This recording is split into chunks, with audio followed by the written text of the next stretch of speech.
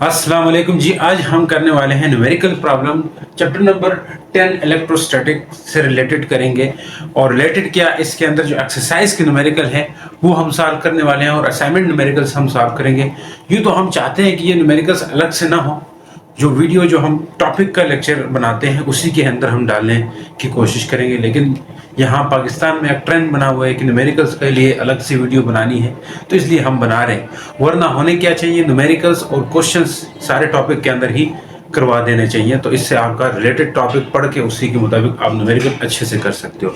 तो मेरी भी यही कोशिश होती है कि जो लेक्चर है उसी के अंदर क्वेश्चन करवाया जाए, तो उससे आपका कंसेप्ट अच्छा होने वाला है। और जो एक्सरसाइज के कंसेप्चुअल क्वेश्चंस होंगे आने वाले लेक्चर्स में, मैं ऐसा करूंगा कि उन क्वेश्चंस को भी टॉपिक के अंदर करवा सकूं और उधर ही आपको शॉर्ट तरीके से बता दिया तो आप इजीली आप समझ सकोगे टॉपिक के साथ। इससे इस तरह ये होगा कि वीडियो का ड्यूरेशन थोड़ा लंबा हो जाएगा, लेकिन फ़ायदा उससे बहुत होने वाला है आपको। अगर उसमें आपको देखने में मसला लगता है, सिर्फ टॉपिक ही समझने के लिए आए हो, तो वहाँ पे आप टाइम स्टैम्प के हिसाब से अपने लिए आगे कर देना टाइम, और उस हिसाब से अपने लिए वीडियो देख लेनी है। अगर शुरू से देखते हो तो बहुत अच्छा है आपके लिए।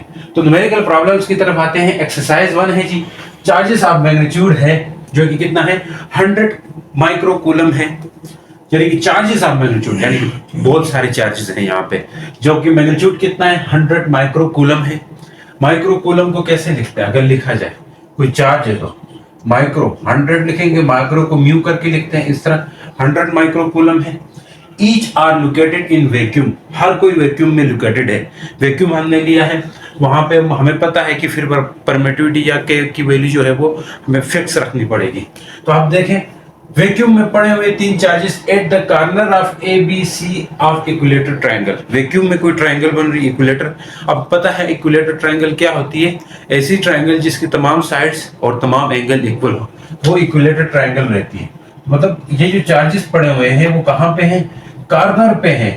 किसके कॉर्नर पे हैं, किसी इक्विलेटर ट्रायंगल के कॉर्नर पे मौजूद है, और इनका मैग्नीट्यूड सेम है, कॉर्नर है, यानी कि each of magnitude is same, यानी कि of equilateral triangle measuring 4 metre on each side. तो हमें पता है ये 4 मीटर ऑन ईच साइड जो बोल दिया इसने, इसका मतलब है ये जो डिस्टेंस है, हर साइड का डिस्टेंस कितना है, 4 मीटर है। दैट मीन कि अगर हर साइड का डिस्टेंस 4 मीटर है तो चार्जेस के बीच में, हर 2 चार्जेस के बीच में 4 मीटर का डिस्टेंस रहेगा।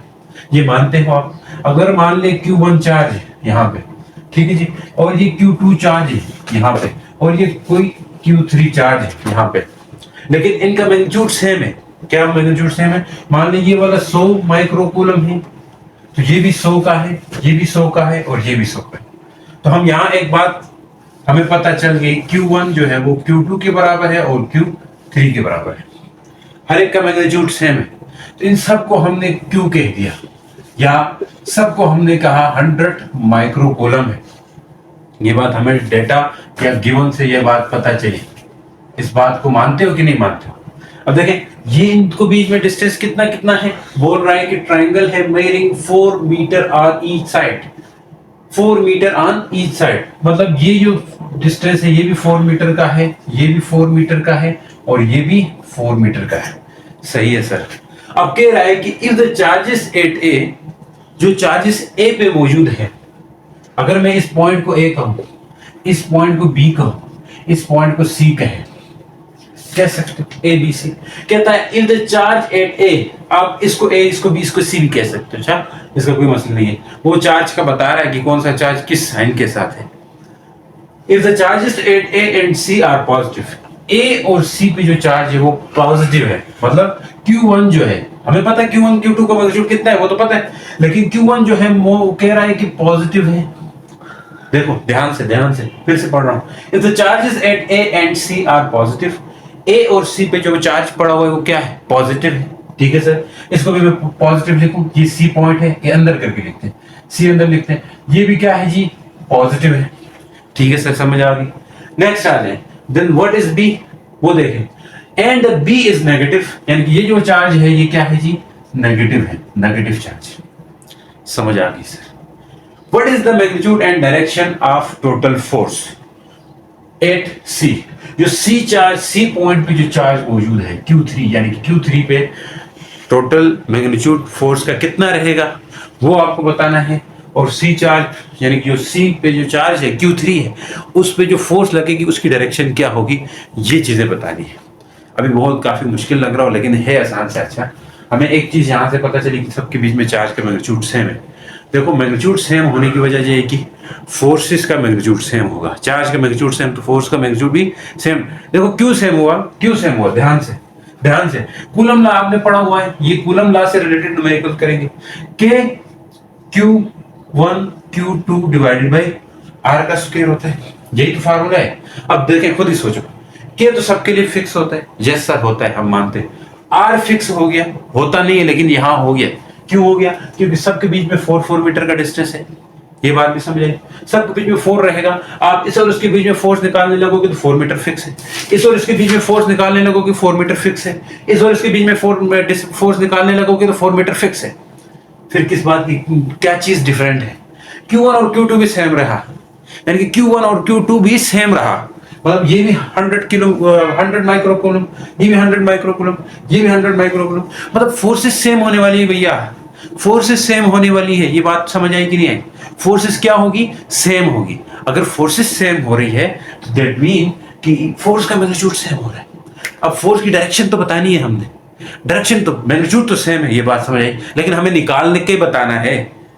हमें तो यहां से देख के तो पता चल गया कि फोर्स का मैग्नीट्यूड सेम है, लेकिन निकाल के बताना है। इसको लिए देख, निकालने के लिए क्या करना है, ये पॉजिटिव, ध्यान से, ये पॉजिटिव पॉजिटिव रिपेल करते हैं। आपने फोर्स निकालते वक्त, किसी भी दूसरे चार्ज के ऊपर फोर्स निकालते वक्त, ये इसके ऊपर क्या फोर्स लगा रहा है उसको नहीं देखना है, इसके ऊपर क्या फोर्स लग रही है उस चीज को देखना है। ध्यान से, Q3 के ऊपर फोर्स निकालनी है ना, यही तो बोला है, total force on charge at C पे जो चार्ज है उसके ऊपर टोटल फोर्स निकालनी है। तो इसका मतलब ये हुआ कि सी के ऊपर जो फोर्स कौन कौन लगा रहा है, सी पे मौजूद चार्ज जो कि Q3 है उस पे फोर्स कौन कौन लगा रहा है। एक है जनाब Q1, ये लगा रहा होगा, एक है जनाब Q2, ये लगा रहा होगा। सर इसका क्या, ये कोई फोर्स नहीं लगाता, नहीं। हमें जब कहा जाए न्यूमेरिकल्स में किसी क्वेश्चन में कि इस फलाने चार्ज के ऊपर आपने फोर्स निकालनी है, तो वो जो चार्ज जिसके ऊपर निकालनी है वो दूसरों के ऊपर क्या फोर्स लगा रहा है, इस चीज को डिस्कस नहीं करना। आई समझ, डिस्कस नहीं करना, जस्ट आपने उस चार्ज के ऊपर क्या फोर्सेस लग रही है उस चीज को बतलाना है, यानी कि उसके ऊपर क्या जुल्म हो रहा है, फोर्स लग रही है, ये चीज बतानी।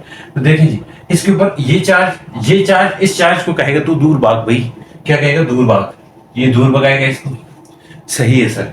अगर ये Q1 चार्ज है तो दैट मीन ये इसके ऊपर जो फोर्स लगा रहा है वो F1 लगा रहा है। सही है सर, मानते इस चीज को, समझ आ गई। रिपेल कर रहा होगा और दूर भाग रहा होगा, लेकिन ये भी कर रहा है, हम इसको डिस्कस नहीं कर रहे। तो यही चार्ज आ जाए, ये नेगेटिव है ये पॉजिटिव है, ये अट्रैक्ट करना चाहेगा। देखो हालांकि ये भी अट्रैक्ट कर रहा है Q3, अगर इसको इस हिसाब से देखो तो ये तो अट्रैक्ट कर रहा है Q3, Q2 को अट्रैक्ट कर रहा है, उस चीज को डिस्कस नहीं करना, जस्ट आपने Q2 को देखना है। तो Q2 इसको क्या चाह रहा है, तुम मेरे पास आओ, पास आ गया, तो ये क्या है जी, F2 है फोर्स। सर ये बात तो हमें समझ आ गई, बस आप पहुंच जाओ। ये एंगल मैंने कहा था इक्विलेटरल ट्रायंगल के साइड सेम रहती है और एंगल भी सेम रहती है। दैट मीन की 180 साइड, टोटल एंगल 180 होते हैं ना किसी भी ट्रायंगल में, तो ये 60 होगा, ये भी 60 होगा, ये भी 60 होगा, तो 180 बन जाएंगे। 60 60 120, फिर 60 180।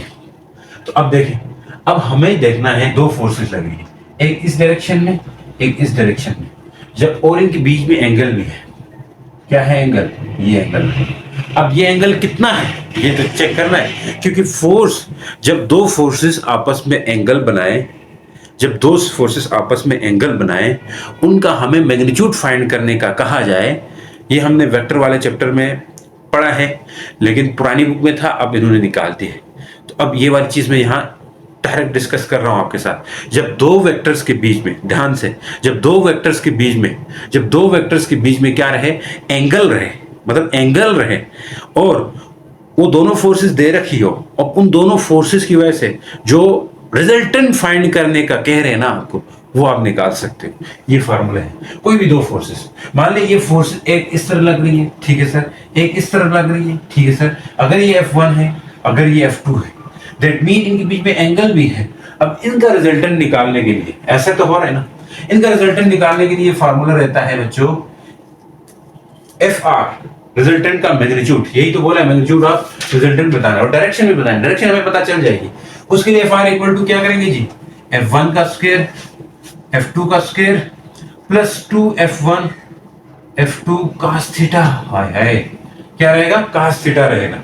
ये cos थीटा क्या चीज है सर, F1 है मतलब फोर्स 1 का मैग्नीट्यूड, जो फोर्स 1 है उसको उसका स्क्वायर करो, फोर्स 2 है उसको स्क्वायर करो, फिर इन दोनों के बीच में जो एंगल है उसको स्क्वायर करो, उसका स्क्वायर करो। तो यहाँ पे थीटा क्या है, theta is angle between two forces, angle between two forces, यानी दोनों फोर्सेस के बीच का एंगल होता है थीटा। मतलब अगर F1 का मैग्नीट्यूड मिल जाए, F2 का मैग्नीट्यूड मिल जाए, दैट मीन आप इनका रिजल्टेंट निकाल सकते हो। बहुत आसान है, बहुत आसान है। अब देखो मसला है एंगल का, फोर्स को तो मसला ही नहीं है, because forces are equal. Why sir क्यों, पहले मैंने यहाँ कहा था कि K सेम हो रहा है, R सेम हो रहा है, Q1 Q2 सेम हो रहा है, तो फोर्सेस भी सेम होंगी। क्या मतलब है फोर्सेस हियर, इस केस में आपके पास क्या हो रहा है बच्चों, क्या हो रहा है, F1 इक्वल हो रहा है F2 के, सही है सर, F2 इक्वल हो रहा है F3 के, तो दैट मीन सब के सब F के बराबर हम ले लेंगे, सब के सब किस चीज के बराबर लेंगे, F के बराबर लेंगे। सही है सर, F के बराबर ले लिए। थोड़ा सा टाइम कंज्यूमिंग, आपको समझ ऐसे आने वाली है। ये F आ गया, अब क्या करोगे, इसको यहाँ पुट कर देना होगा, इस जगह पुट कर देना होगा, हमें पुट करना है, लेकिन एंगल का मसला है जी। यहाँ ये एंगल कितना है ये मसला है। देखो ये तो 60 रहा होगा, ये सी में मिटा देता हूं, अब आपको समझ, ये 60 है। तो अब देखो मैं यहाँ अगर इस फोर्स, तो इनके बीच में होगी ना रिजल्टेंट फोर्स, यस सर बीच में तो होती है रिजल्टेंट फोर्स ये। अब अगर ये रिजल्टेंट है, मान ले थोड़ा ज्यादा आगे नहीं ना, बीच तक खींचिए। अगर ये रिजल्टेंट है, देखो जनाब, अगर मैं इस लाइन को ऐसे ऐसे ऐसे ऐसे कर दूं, यहाँ पे एक और ट्रायंगल बनती हुई दिखाई देगी आपको, वो भी एक इक्विलेटर ट्रायंगल। क्या, कैसे ट्रायंगल, इक्विलेटर ट्रायंगल। ये भी एक इक्विलेटर ट्रायंगल ही बनेगी इसके अंदर, उस तरफ जाके बनेगी, बनती है इक्विलेटर के अंदर, दूसरी इक्विलेटर बन सकती है। इस लिहाज से यहाँ भी 60 रहेगा, इधर ऊपर भी एक इक्विलेटर बन सकती है, यू ले जाओ, तो एक नीचे भी बनेगी इस तरह। इक्विलेटर ट्रायंगल में बहुत सारी इक्विलेटर बन सकती है, इस लिहाज से ये भी 60 का होगा। सही है सर, ये 60, टोटल इनके बीच का एंगल कितना होगा, 120। बीच का एंगल यही सारा होगा, ये कितना होगा, 120 रहेगा। समझ आई। तो ये थीटा मिल गया जी, 120 है, तो हम थीटा भी फाइंड कर लिए, F1 F2 भी फाइंड कर लिए, तो पुट करने की देर है, तो रिजल्टेंट पुट करें। अब देखो डायरेक्शन भी मिल गई एक तरह से, जो ए बी जिस तरफ जिस डायरेक्शन में है, उसी तरह ये रिजल्टेंट भी उस डायरेक्शन में, रिजल्टेंट फोर्स भी उस डायरेक्शन में है, ये भी ए बी के साइड में है ना, तो ये डायरेक्शन भी मिल गई। तो हम रिजल्टेंट निकालना चाह रहे हैं जी, F R equal to F1 का स्क्वायर। F1 क्या लिखूं, F लिख सकता हूं क्योंकि F1 F कहा है मैंने, F का स्क्वायर। F2 क्या लिख सकता हूं, ये भी F का स्क्वायर। F1 F2 नहीं लिखेंगे, सबको F ही लिख देंगे, मैग्नीट्यूड सेम हो रहा है इसलिए, charges same, K same, R same, इसलिए सेम, प्लस 2F लिखेंगे ना, F1 को भी F, F2 को भी F लिखेंगे। कास क्या रहेगा बच्चों, 120 रहेगा। सही है सर, समझ आ गई। F R मैग्नीट्यूड निकालना चाह रहे हैं, F का स्क्वायर, ये वन टाइम ये क्या करते थे, A square plus A square, ये 2A स्क्वायर तो होता है, ऐसा था ना मैथ में पढ़ते थे। इसी तरह ये 2F स्क्वायर होगा प्लस 2F स्क्वायर होगा। कास 120 की वैल्यू होती है -1/2, ये आपको याद रखनी पड़ेगी, नहीं तो कैलकुलेटर में भी निकाल सकते हो आप। ये कट जाता है बच्चा, देखो मेरा बच्चा, ये हो गया क्या, 2F square minus F square. 2F square minus F square क्या आ जाएगा, बीच में आ जाए, इधर आ जाए, 2F square minus F square क्या आएगा, खाली F स्क्वायर होगा। यस सर, क्या होगा, खाली F स्क्वायर होगा। कैसे सर, ये 1 है, आप देखो 2 से 1 माइनस करो, F स्क्वायर की तो सेम है ना, x की तरह, जिस तरह आप मैथ में पढ़ते थे। तो ये 2 से 1 गया तो 1 रहेगा, सिंगल 1F स्क्वायर होगा, तो ये कट सकता है। तो रिजल्टेंट फोर्स कितनी आ गई, F के बराबर आ गई। सही है सर, F आ गई, लेकिन डायरेक्शन क्या है, along AB, आप लिखो डायरेक्शन इज along AB होगी। समझ आई कि नहीं आई। नेक्स्ट चलते हैं न्यूमेरिकल की तरफ। देखें अब इसमें न्यूमेरिकल में आपके पास फोर्स जो है F के इक्वल आ गई है, ठीक है ना। अब इसकी वैल्यू भी निकाल सकते हैं आप, ठीक है, इसलिए मैंने निकाली क्योंकि बुक में उन्होंने F नहीं दिया हुआ था, वैल्यू दी हुई थी, तो हम वो वैल्यू निकालना चाहेंगे। देखो उसके लिए फार्मूला Q1 Q2 नहीं करेंगे, क्योंकि हमें पता है Q1 हो या Q2 है, ये सिंपल Q के बराबर है, इसलिए Q1 की जगह पे Q रखा, Q2 की जगह Q रखा, नीचे R आ गया। R का आपके पास क्या है, स्क्वायर है। तो अब यहाँ वैल्यू पुट कर दो, K की वैल्यू कितनी होती है आपको याद होगी, 9 इंटू 10 की पावर 9 है, ये लिख दिया, 100 लिख दिया, फिर 100 माइक्रो कूलम था, माइक्रो की वैल्यू -6 होती है ना, माइक्रो की वैल्यू कितनी होती है जी, 10 की पावर -6, ये लिख दिया, ये लिख दिया। अब क्या हो गया, अब यहां से 4 का भी स्क्वायर कर दिया नीचे, 9 100 100, ये नंबर, फिर ये नंबर, फिर ये नंबर शुरू में लाया, 10 की पावर 9 और -6 कितना होगा, -12, तो ये -12 एक साथ कर दिया, 9 लिख दिया, 100 100 मल्टीप्लाई कर देंगे जनाब, ये 100 100 यहाँ रख दिया, तो इसको मैंने 10 की पावर 2 लिखा, बना सकता हूँ 100 को, यस सर बना सकते हैं। इधर से इधर में 10 की पावर क्या हो जाएगी, 2 हो जाएगी, समझ आएगी नहीं। इस तरह हमने 10 की पावर 2 बना दिया, ये 9 रह गया और 10 की पावर 2 को मैंने 4 लिख सकता हूँ, बेस से मैं पावर हो जाएगी, यहाँ पे 9 -12 से -3 आ जाएगा। अब क्या होगा, 9/16 को डिवाइड कर देना है आपने, तो ये 0.56 आएगी और ये 10 की पावर 1 आ जाएगी, तो 1 है तो आप इधर से इधर ले जाएं, तो 5.6 इंटू 10 की पावर -1 हो जाएगी, और ये पहले से क्या था, +1 था, ये कट जाएगा, तो आंसर जो है 5.6 न्यूटन के बराबर आपका आंसर आ गया। ठीक है जनाब, देखें अब ये बहुत आसान सा न्यूमेरिकल है। What is the magnitude of point charge, point charge का मैग्नीट्यूड क्या होगा, मतलब डेटा में हमने लिखना है कि पॉइंट चार्ज का मैग्नीट्यूड पूछा है, that would create electric field, वो जो चार्ज है, वो जो चार्ज कहीं पे है वो इलेक्ट्रिक फील्ड क्रिएट कर रहा है, जो कि कितनी कर रहा है इलेक्ट्रिक फील्ड, 1 न्यूटन पर कूलम, सही है, 1.00 है तो आप 1 लिख सकते हो, एट 0.1 मीटर अवे, यानी कि ये 1 मीटर दूर जो है ना, आर डिस्टेंस 1 मीटर दूर हो तो तब ये इतनी इलेक्ट्रिक फील्ड क्रिएट कर रहा है, इलेक्ट्रिक फील्ड इंटेंसिटी क्रिएट कर रहा है, तो ये डिस्टेंस कहना है ये 1 मीटर है, 1.00 है, इसका भी तो 1 मीटर लिख सकते हैं।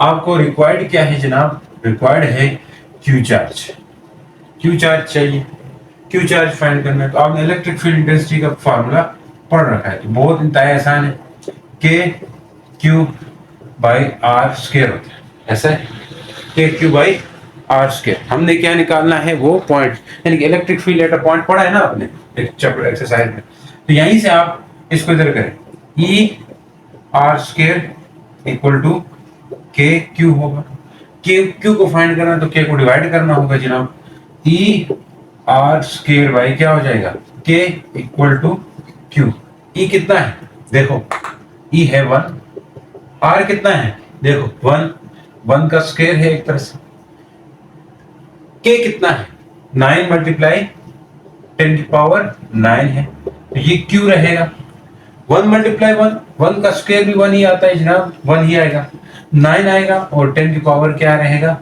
9 इक्वल टू के, अब ये 10 की पावर को ऊपर ले जाए तो क्या हो जाएगा 1/9 होगा और 10 की पावर पर जाके -9 हो जाएगा, सही है जी, 1/9 का आंसर कितना आएगा 0.1, 0.11 आता है और 10 की पावर -9 हो जाएगा, कैसे आता है कैलकुलेटर में डिवाइड कर दो ना, नहीं तो आप ऐसे कर दो यार, 1 इधर 9 इधर, पॉइंट लगाया 0 बढ़ाया, 9 1 9, इस तरह, तो ये पॉइंट एक आगे ले जाओ, तो आपको पता है जब पॉइंट आगे शिफ्ट करता है, आगे शिफ्ट करता है तो पावर में मतलब ये है कि माइनस में इजाफा हो जाता है, पीछे आते तो प्लस में चला जाता है ना, आगे जाए तो माइनस हो जाएगा, देखो कैसे, जैसे 20.0 है, आपने पॉइंट को अगर इधर लाते हो, इस तरफ लाते हो तो 2.0 10 की पावर 1 हो जाएगी, एक ज्यादा हो जाएगी, यही पॉइंट अगर क्या था जी 20.0 था ना, इसको एक और आगे ले जाओ तो 20.00 करोगे 10 की पावर -1 भी करोगे,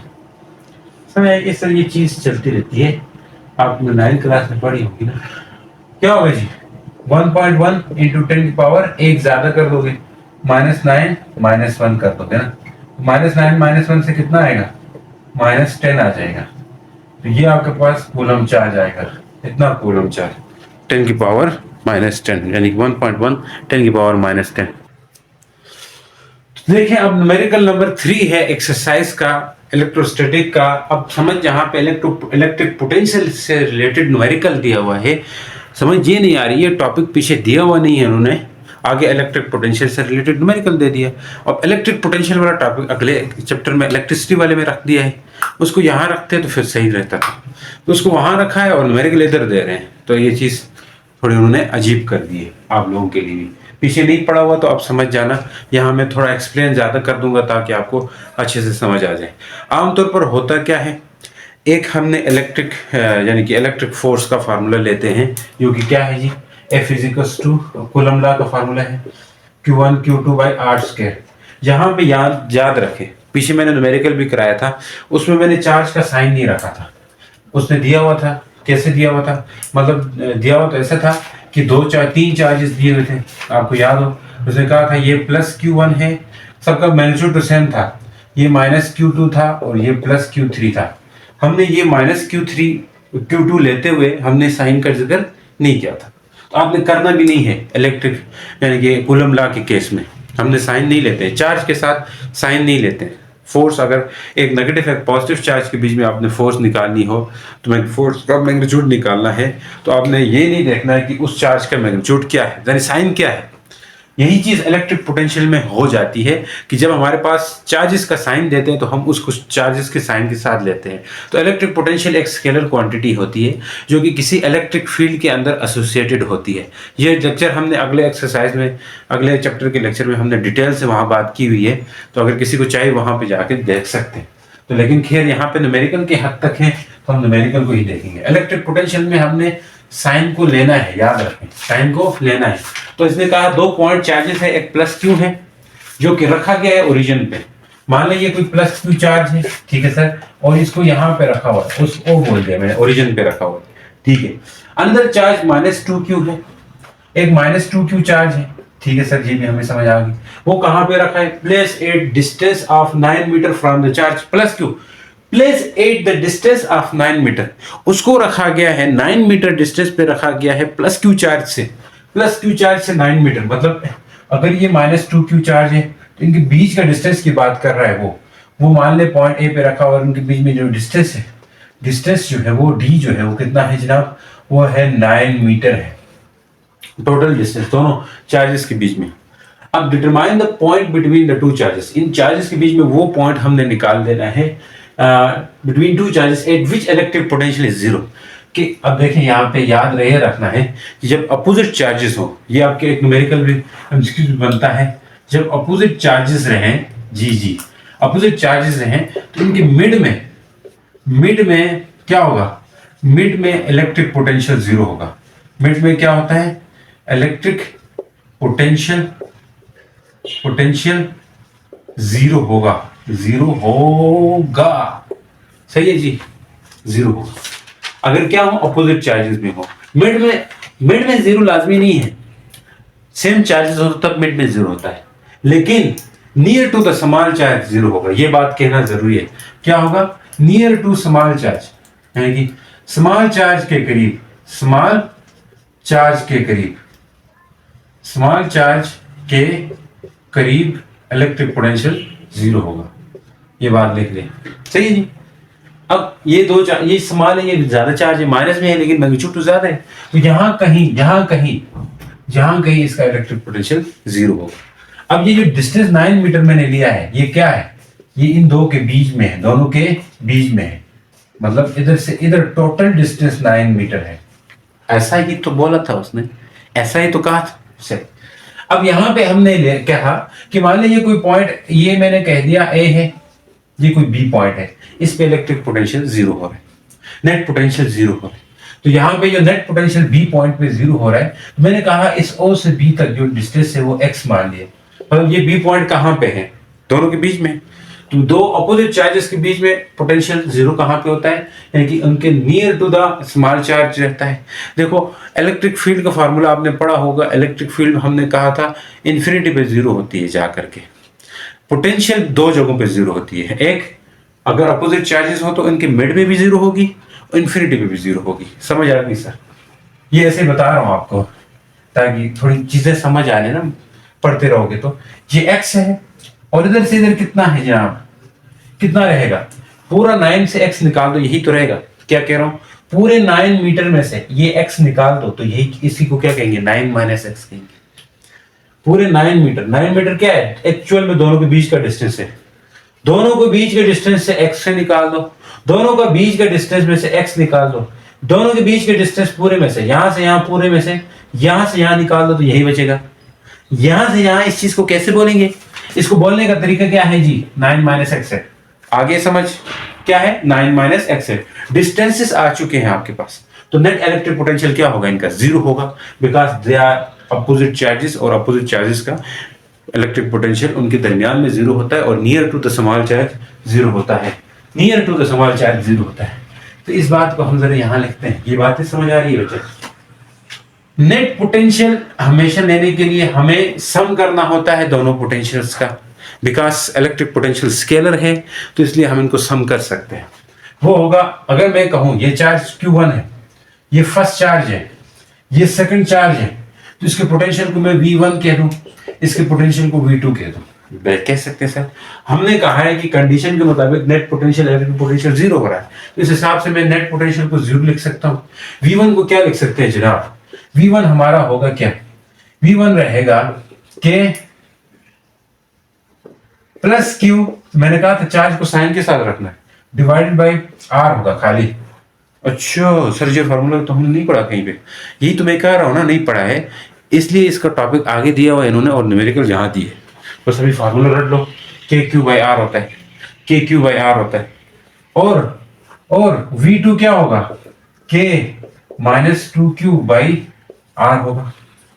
ये साइन के साथ रखना है, यहाँ जीरो है, 1 की जगह क्या लिखूं, K प्लस Q है डिवाइडेड बाई R है। R, इसके R क्या है, इसके R की जगह मैं क्या लिख सकता हूँ, इसके R की जगह, इस वाले के R की जगह X लिख सकता हूँ, इसके R की जगह ये लिखेंगे। इस पॉइंट तक का डिस्टेंस लिखना है, ऐसा नहीं दोनों के बीच का डिस्टेंस होगा, इधर से जो पॉइंट यहाँ जीरो हो रहा है उधर तक का डिस्टेंस वही होगा, 9 माइनस एक्स होगा। सही है सर, इसको क्या लिख सकते, एक्स लिख दें, इसको plus K minus 2Q divided by 9 minus X होगा, zero equal to K Q/X है, प्लस माइनस माइनस होगा, K 2Q/9 माइनस एक्स होगा। सही है सर, इस माइनस साइन को, इस पूरे को इधर ले आए, ये प्लस होना है, कैसे प्लस होगा, K 2Q/9 माइनस एक्स, ये माइनस इधर होगा, प्लस आएगा, प्लस हो जाएगा ये माइनस पूरा। सही है सर, हमें समझ आएगी, K Q/X है। अब देखो जो कट रहा है काट दो, K कटेगा, अब वो नहीं समझ आ रही है तो इसको इधर लाएंगे ना, नीचे लाएंगे तो फिर कटेगा। इक्वल के सामने सामने भी अगर सेम चीजें हो तो काट सकते हैं, इक्वल के सामने सामने अगर सेम चीजें हो तो काट सकते हैं, इसलिए मैं काट रहा हूं। K कटेगा, Q कटेगा, बचेगा क्या फिर, बचेगा क्या, जो बचेगा वो लिखेंगे ना, जो बचेगा वो लिखेंगे। मेरे के स्टेटमेंट मिटाता हूं मैं, जगह थोड़ी बच जाए, सारा कुछ मैंने वहां लिख दिया। यहां से 2 बच रहा है, डिवाइडेड बाई क्या बच रहा है, 9 माइनस एक्स बच रहा है, और यहां से खाली 1/x बच रहा है। क्रॉस मल्टीप्लाई कर दीजिए, इसको इधर, इनको इधर, तो 2 मल्टीप्लाई होगा x के साथ, 1 मल्टीप्लाई होगा 9 माइनस एक्स के साथ, 2x होगा, 199 होगा, 1x होगा, इसको इधर लाए माइनस एक्स को, तो 2x प्लस एक्स होना है, और ये 9 होना है। 2x प्लस एक्स से कितना आएगा, 2x प्लस एक्स से कितना आएगा, 3x equal to 9, then x equal to 9/3, 3 9, x कितना आया, 3 आ गया, x कितना आया, 3 आया। अगर x 3 आया मतलब इस Q चार्ज से 3 मीटर पे आ रहा है, लेकिन इससे कितना आ रहा है, इस चार्ज से कितने दूर जाके पोटेंशियल, ये है फ्रॉम ओरिजिन या फ्रॉम प्लस Q चार्ज से इतने दूरी पे पोटेंशियल जीरो हो रहा है, और -2 से कितना हो रहा है, -2Q से, तो उसका था 9 माइनस एक्स, 9x की जगह क्या लिखोगे, 3, 9 माइनस 3 से कितना आएगा, 6 मीटर पे, 6 मीटर पे जाके क्या हो रहा है, इलेक्ट्रिक पोटेंशियल जीरो हो रहा है। तो एक प्लस Q से कितने दूरी पे हो रहा है, माइनस Q से कितनी दूरी पे हो रहा है, ये दोनों हमने बदला दिया आपको। अब देखें जी लास्ट वाला न्यूमेरिकल एक्सरसाइज का, उसके बाद हम असाइनमेंट वगैरह कर लेंगे। एन ऑब्जेक्ट है, नेट चार्ज है उसका 24 कूलम है, उसका चार्ज कितना है, ये कुछ ऑब्जेक्ट है आपको दिखाई पड़ रहा है, जिसमें चार्ज है 24 माइक्रो कूलम है। डेटा लिखते जाओ, डेटा लिखते जाओ। चार्ज कितना है 24 माइक्रो, तो 10⁻⁻⁶ कूलम लिख सकते हैं। Yes sir.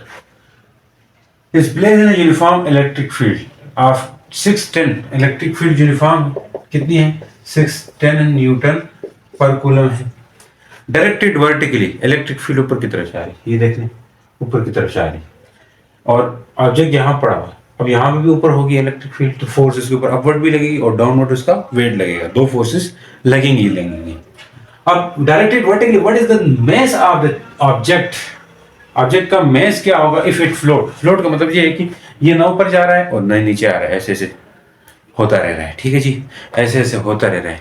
जैसे प्रेशर कुकर के ऊपर कांच का बंटा रखते हो ना आप, जब ओपन करके तो वो ऊपर फ्लोट करता है ना, इस तरह इलेक्ट्रिक फील्ड में भी ये फ्लोट कर रहा है। इलेक्ट्रिक फील्ड में भी क्या कर रहा है, फ्लोट कर रहा है। तो उसका मास क्या होगा ये बताना है, यानी कि फोर्सेस इक्वल हो रही है। फ्लोट का मतलब ये है कि फ्लोट तभी करती है जब अपवर्ड और डाउनवर्ड फोर्सेस इक्वल लगेंगे। तो यहाँ अपवर्ड फोर्स कौन सी लग रही है, इलेक्ट्रिक फोर्स। तो हमें कह सकते हैं अकॉर्डिंग टू डेटा, डेटा के हिसाब से ये चीज हम कह सकते हैं। फाइंड क्या करना है जी, फाइंड हम करना है मास, m फाइंड करना है। अकॉर्डिंग टू डेटा जी इलेक्ट्रिक फोर्स इक्वल होगी वेट के। सही है सर। इलेक्ट्रिक फोर्स को क्या लिख सकते हैं, QE, Q इंटू ई।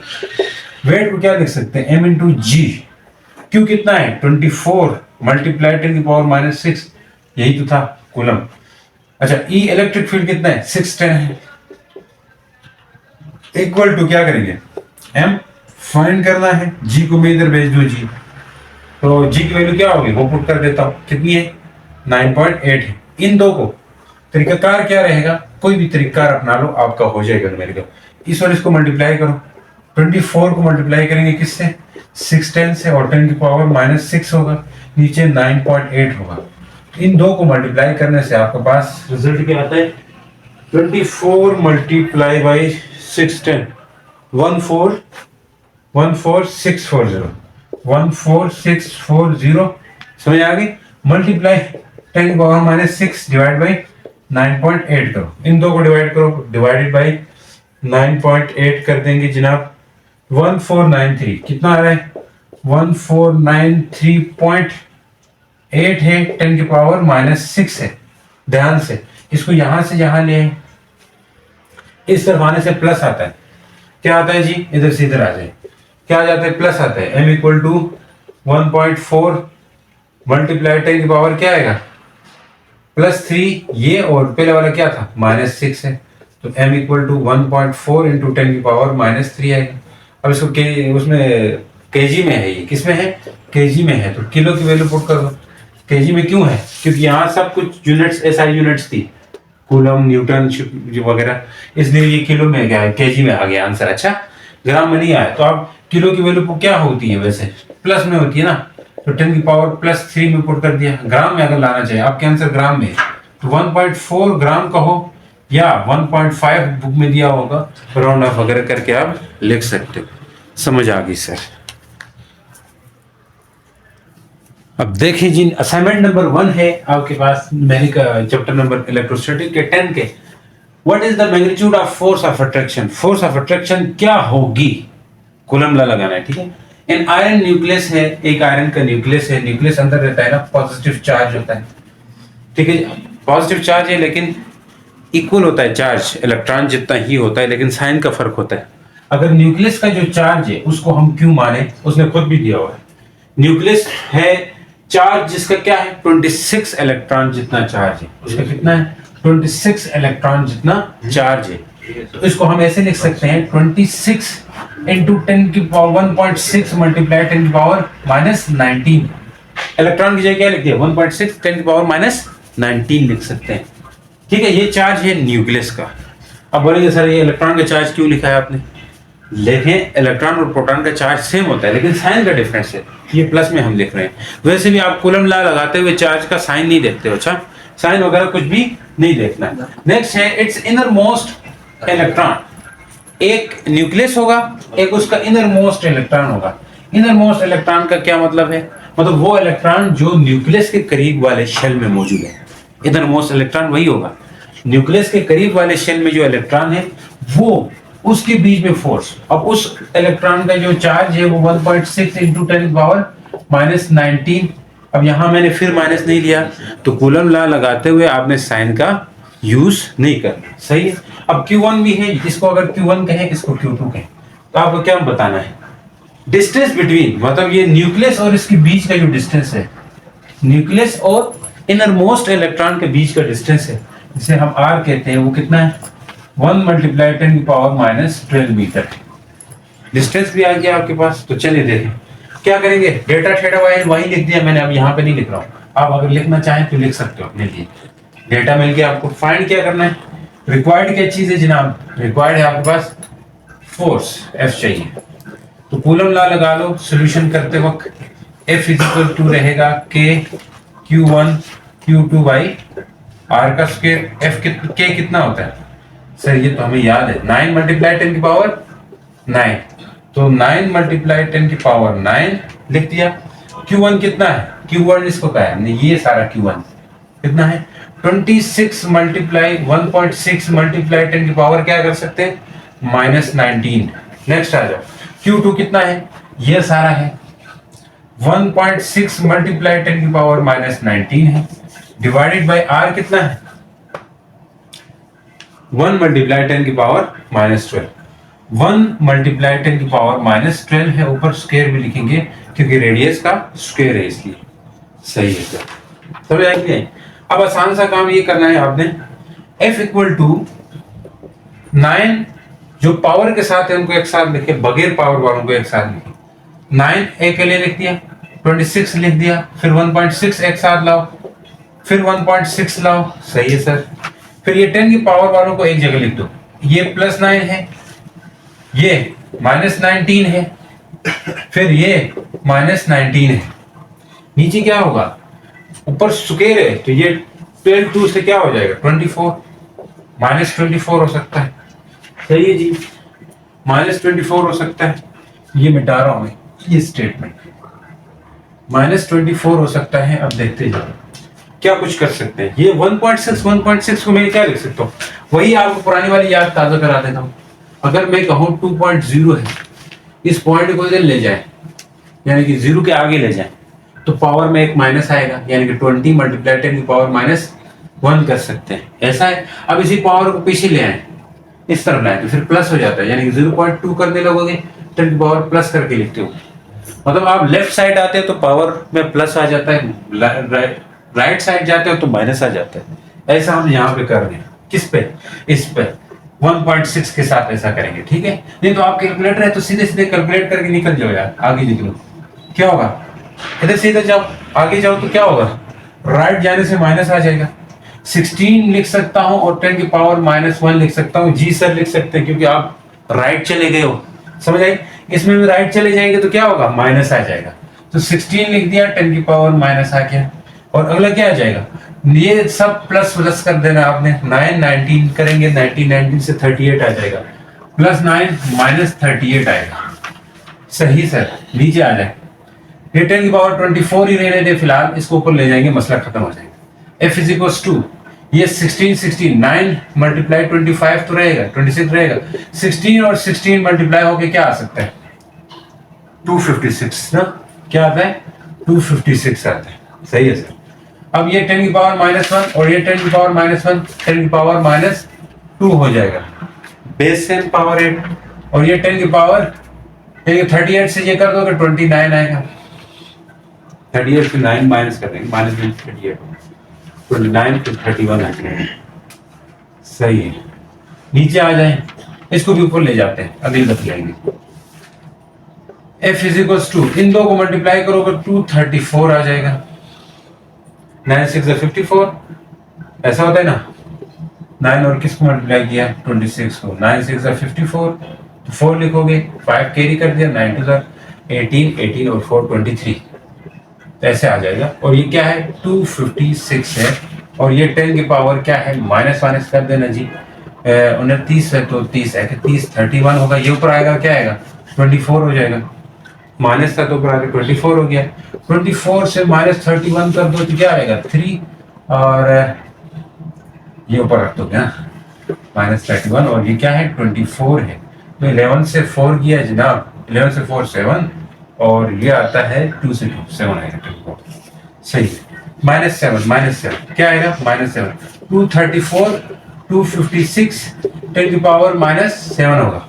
तो इस तरह इनको मल्टीप्लाई कर दो तो बड़ी सी वैल्यू आएगी, उसको पावर में शिफ्ट कर देना तो आपके पास आंसर आ जाएगा।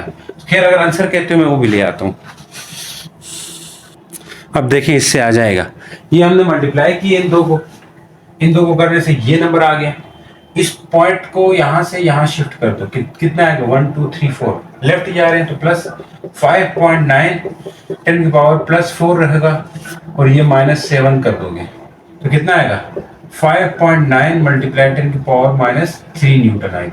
ये फोर्स आएगी आपके पास न्यूक्लियस और इनर मोस्ट इलेक्ट्रॉन के बीच में। अब देखिए जी, ये आपका असाइनमेंट है, आखिरी है, उसके आगे तो एक प्रूफ है वो मैंने करवा दिया टॉपिक में। तो अब ये है कि आपके पास कंडक्टिंग स्फेयर है जो कि चार्ज कितना है उसका, देखो ये स्फेयर है तो उसके लिए ये आप इसको पॉइंट चार्ज कंसीडर कर सकते हो। जब स्फेयर से बहुत ही दूर चले जाओगे तो इसमें कितना चार्ज पड़ा हुआ है जी, क्यों कितना है इसका, 200 माइक्रोकूलम, 200 माइक्रोकूलम, तो 200 कर दिया, माइक्रो की जगह 10 पावर -6 कूलम कर दिया। चार्ज ये आ गया आपके पास। इलेक्ट्रिक फील्ड बतानी है, ई की वैल्यू बतानी है, ठीक है जी, ई कितनी होगी ये बताने हैं। एट ए डिस्टेंस आपको दिया हुआ है आर, जो कि कितना है जनाब, 60 सेंटीमीटर है, 60 सेंटीमीटर है, तो सेंटी की वैल्यू क्या होगी, 60 इंटू 10 की पावर -2 कर सकते हैं। अब इसका पॉइंट तो है यहाँ पे, इधर से किधर लेफ्ट जाएंगे तो प्लस होगा, 6.0 10 की पावर +1 होगा, ये -2 हो जाएगा, तो 6 मल्टीप्लाई 10 की पावर -1 आ जाएगा। ये इसका डिस्टेंस हो गया, सही, ये इसका डिस्टेंस हो गया, आर भी आ गया। अब आप इलेक्ट्रिक फील्ड निकालिए तो बहुत आसान है, E इज इक्वल टू क्या होगा, KQ/R होता है ना distance, KQ/R², electric field intensity निकालिए। तो यहीं से आपको E निकाल देना है, तो बहुत आसान है।